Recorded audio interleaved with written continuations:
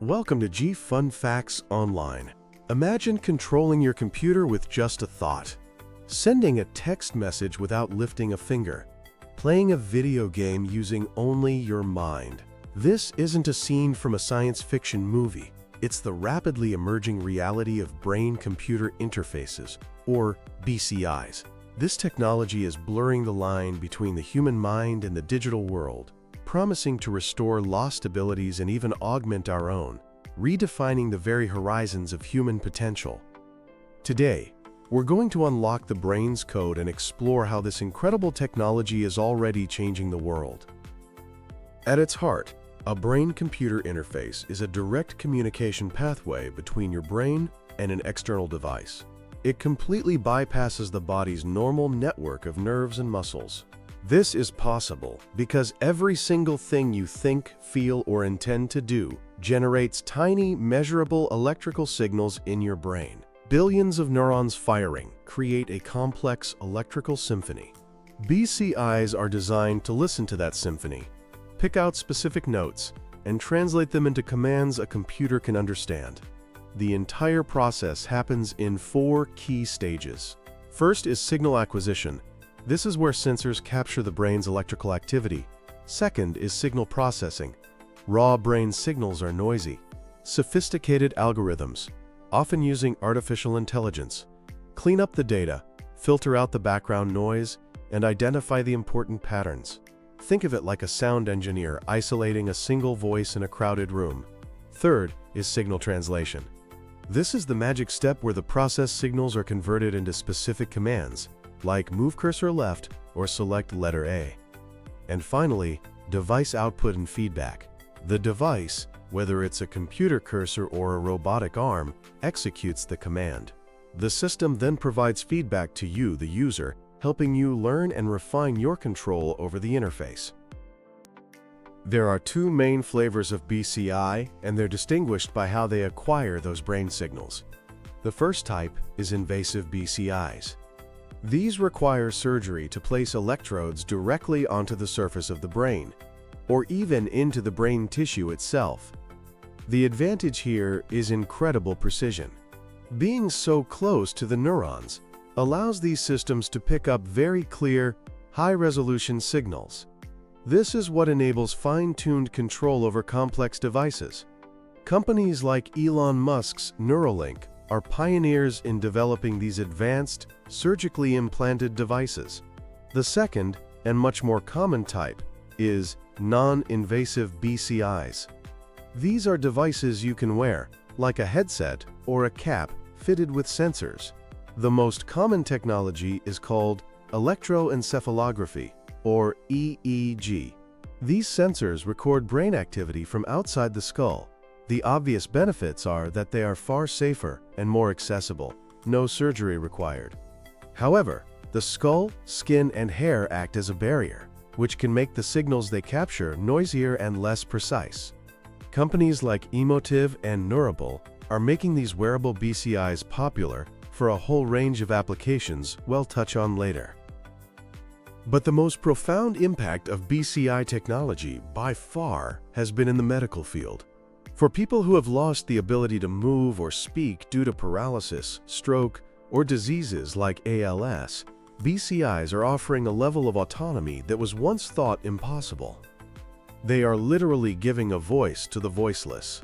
Imagine being fully conscious but unable to communicate with the outside world, a condition known as locked-in syndrome. BCIs are breaking down those prison walls. By simply imagining the act of speaking or handwriting, patients can control a cursor to type out messages. In a landmark 2021 study from Stanford University, a participant with paralysis was able to type at a speed of 90 characters per minute with over 94% accuracy just by mentally handwriting the letters. That's nearly as fast as able-bodied people type on a smartphone. Beyond communication, BCIs are restoring movement. The idea of controlling a prosthetic limb with your mind has been a dream for decades, and it's now a reality.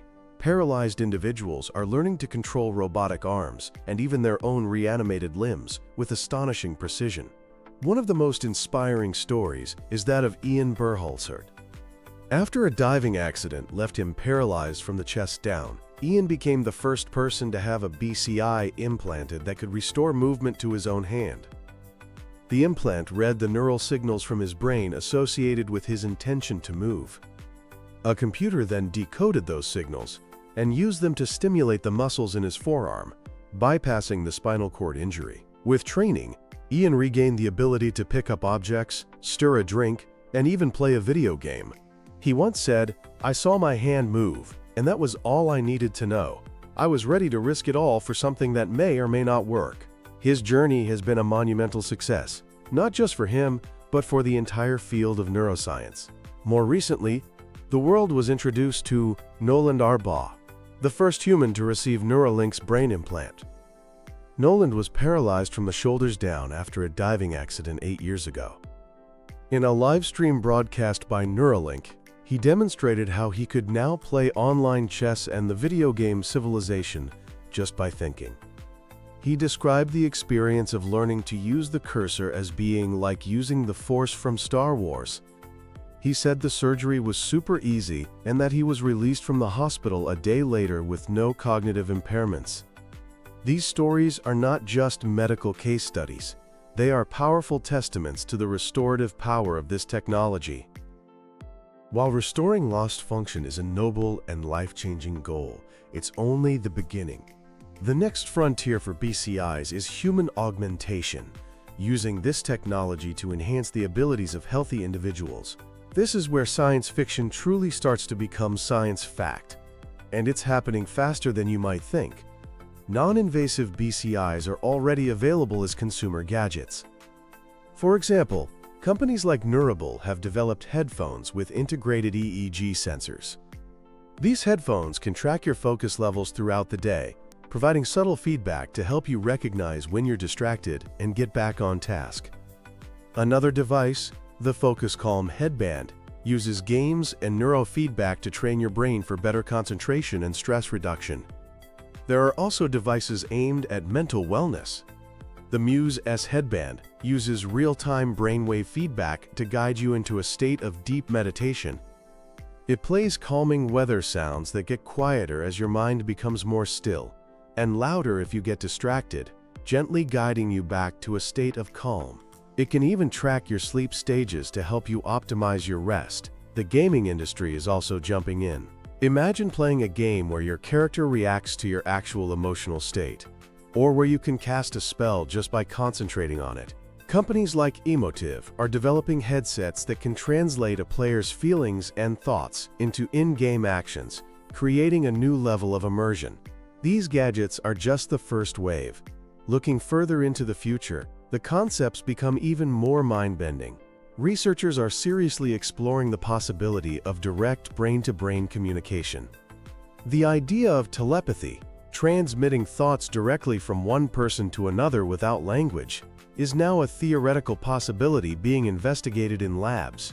The convergence of BCIs with artificial intelligence could lead to a future where our brains are seamlessly connected to the cloud.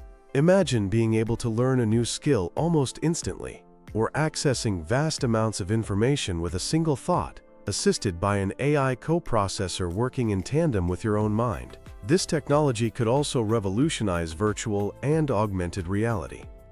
Instead of just seeing and hearing a virtual world through a headset, a BCI could provide direct neural stimulation to make you feel, smell, and even taste that world, creating truly indistinguishable, immersive experiences. Of course, we're not quite living in the Matrix yet. There are significant hurdles to overcome before BCIs become a part of our daily lives. On the technical side, for invasive implants, long-term stability is a major issue. The body's natural response is to form scar tissue around foreign objects, which can degrade the signal quality from the electrodes over time. For non-invasive EEG headsets, the main problem is the signal-to-noise ratio. The skull is a great protector, but it's a poor electrical conductor, meaning it blurs and weakens the brain's signals, making them difficult to decode accurately. And the brain itself is incredibly complex. We are still just beginning to understand the neural code that governs our thoughts and actions. Another practical challenge is something called BCI illiteracy. It's estimated that somewhere between 15 and 30% of people are unable to produce the consistent, robust brain signals needed to operate current BCI systems. And for those who can, it often requires hours of tedious training and calibration. If users don't see results quickly, they can lose motivation. These technical and practical issues lead us to the most complex part of the BCI story, the ethical tightrope. As with any technology this powerful, we have to navigate a tricky moral landscape. The most obvious concern is privacy and security. BCIs have access to the most private information imaginable. Your raw thoughts. Who owns that data? How do we ensure it isn't sold, used for manipulative advertising, or worse, accessed by malicious actors? The idea of brain hacking is terrifying and requires the development of incredibly robust security measures. Then, there are questions of autonomy and identity. If a BCI can influence your decisions or emotions, are you still fully in control? What happens to personal identity when the line between your natural mind and a machine begins to blur? There's also the major concern of equity. Invasive BCI surgery is incredibly expensive, and even high-end, non-invasive devices are costly. This could easily create a cognitive divide, a new form of social stratification between the cognitively enhanced haves and the have-nots. If brain enhancements become a key to success, it could exacerbate existing social inequalities in a profound way. Ensuring equitable access will be a critical challenge for society. Brain-computer interfaces represent a revolution. We are standing at the threshold of a new era, where the boundary between the human mind and the digital world dissolves. The journey ahead requires us to push the limits of innovation, while engaging in a thoughtful, global conversation about the rules and ethics we must establish. From restoring hope to those who have lost so much, to unlocking new dimensions of human potential, BCIs are not just changing the world, they are changing what it means to be human. The fusion of mind and machine is no longer a distant dream, but an unfolding reality, and we are all co-authors of this extraordinary next chapter in our species' story.